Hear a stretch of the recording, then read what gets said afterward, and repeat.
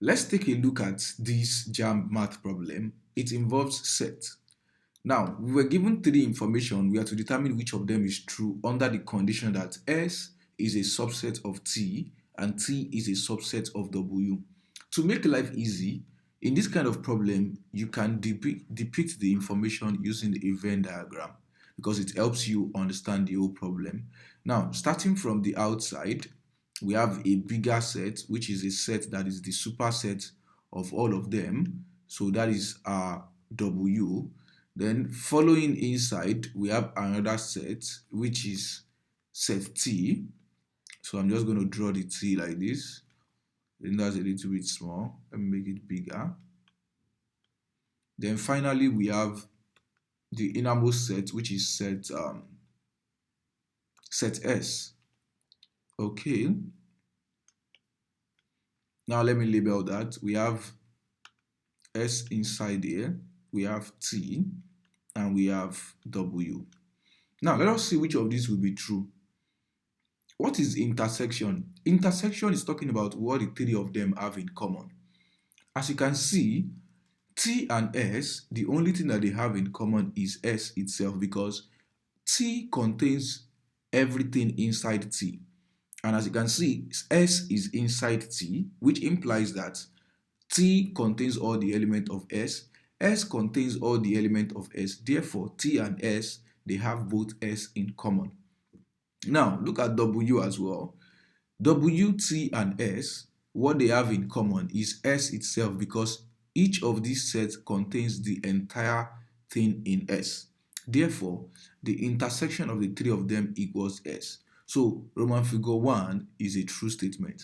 Another hint to this is that when you have objects that are subsets of each other, then the intersection of all of these sets will be the smallest set among them. That is, if all these sets are subsets of each other. So if A is in B, B is in C, C is in D, D is in E, up to Z. If you want to find the intersection of A to Z, it will be A, which is the smallest set of them all. Now let's go to the union. That what I just said now would give you hint about what the union is going to be like as well.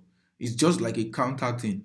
S union T. That is, this is talking about all the elements that belongs to each of these three without repetition. So if it's already in S, you don't need to repeat it for T. You don't need to repeat it for W. Just write them.